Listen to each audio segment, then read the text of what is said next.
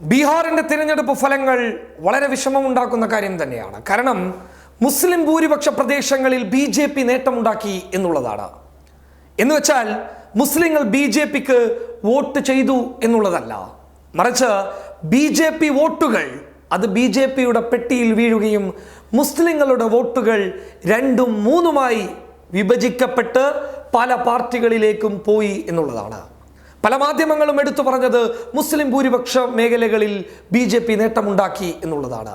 തിരിച്ചറിയേണ്ട വസ്തുത, എങ്ങനെയാണ് ഇത് സംഭവിച്ചത്? ആരാണ് കാരണക്കാർ? വളരെ വ്യക്തമായി നമ്മൾ ചിന്തിക്കേണ്ടതുണ്ട്.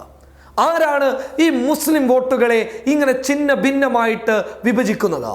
മതേതര വോട്ടുകളെ ഇല്ലാതാക്കുന്നത് ആരാണ്?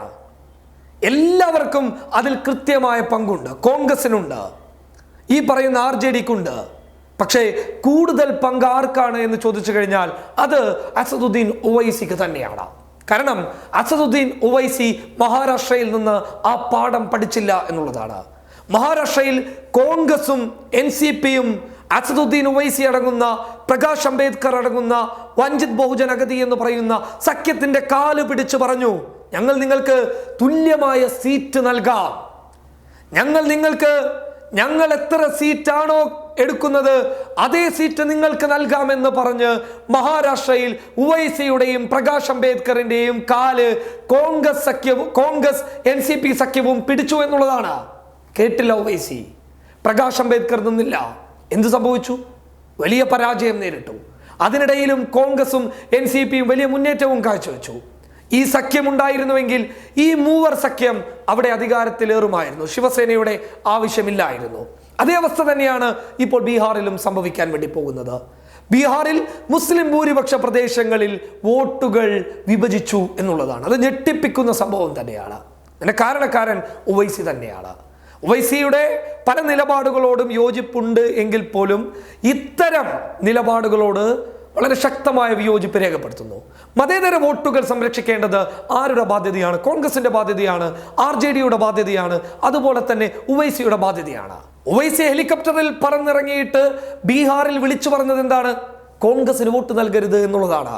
കോൺഗ്രസ് അടങ്ങുന്ന RJD അടങ്ങുന്ന സഖ്യത്തെ തോൽപ്പിക്കാനാണ് ഉവൈസി പറഞ്ഞത്. തോറ്റു കഴിഞ്ഞാൽ അവിടെ വിജയിക്കുന്നത് BJP അല്ലേ? ഇങ്ങനെയാണോ ഒരു നേതാവ് ഒരു മതേതരത്വ രാഷ്ട്രത്തെ മുന്നോട്ട് കൊണ്ടുപോകേണ്ടത്? സത്യം പറഞ്ഞു കഴിഞ്ഞാൽ ഉവൈസി വില്ലനാവുകയാണ്.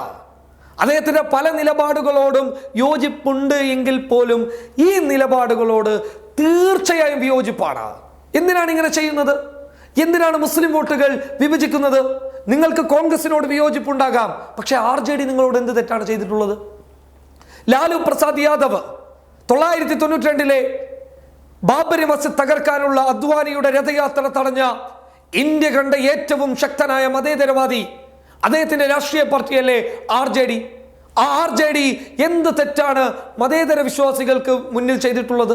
ആ പാർട്ടിയോട് സഖ്യം കൂടുന്നതിൽ ഉവൈസിക്ക് എന്ത് പ്രശ്നമാണുള്ളത്? ഇവിടെയാണ് സംശയത്തിന്റെ മുൾമുനയിൽ ഉവൈസി കൊണ്ടുപോകുന്നത്. ഒരിക്കലും ഞാൻ പറയുന്നില്ല BJPയോട് ഉവൈസി ബന്ധം പുലർത്തുന്നു എന്ന്. പക്ഷേ ഉവൈസി സ്വതാൽപര്യങ്ങളാൽ, അതായത് സ്വന്തം താല്പര്യങ്ങൾ സംരക്ഷിക്കാൻ വേണ്ടിയിട്ട് കോൺഗ്രസിനെയും മറ്റുള്ള മതേതര രാഷ്ട്രീയ പാർട്ടികളെയും കരുവാക്കുന്നു, അവരെ ഇല്ലാതാക്കാൻ ഉവൈസി കാരണമാകുന്നു എന്ന് പറഞ്ഞു കഴിഞ്ഞാൽ തള്ളിക്കളയാൻ പറ്റില്ല. ഞാൻ പറയുന്നത് ഉവൈസിക്ക് ഈ സഖ്യത്തോടൊപ്പം ചേർന്നാൽ പോരെ? ക്ഷണമുണ്ടല്ലോ, ആ സഖ്യത്തോടൊപ്പം ചേർന്നാൽ എന്ത് പ്രശ്നമാണുള്ളത്? മതേതര സഖ്യമാണ്, BJP ആണ് ഓപ്പോസിറ്റ് ഉള്ളത്. അങ്ങനെയാകുമ്പോൾ അവിടെ വിജയമല്ലേ നമുക്കുണ്ടാകുന്നത്? നിലവിലെ കണക്കുകൾ പ്രകാരം വളരെ വിഷമമുണ്ടാക്കുന്ന കണക്കുകൾ തന്നെയാണ് ബീഹാറിൽ നിന്ന് പുറത്തു വരുന്നത്. ബീഹാറിലെ തിരഞ്ഞെടുപ്പിനെ വലിയ മുൾമുനയിൽ കൊണ്ടെത്തിച്ചതിൽ ഉവൈസിക്ക് വലിയ പങ്ക് തന്നെയുണ്ട്. അതാരെന്ത് പറഞ്ഞു കഴിഞ്ഞാലും നിരസിക്കാൻ പറ്റാത്ത പങ്ക് തന്നെയാണ്. News desk public Kerala. Mamma's dish wash liquid ഉള്ളപ്പോ കുറച്ച് ചാടയൊക്കെ ആവാടോ. Mamma's dish wash liquid, soft on hands.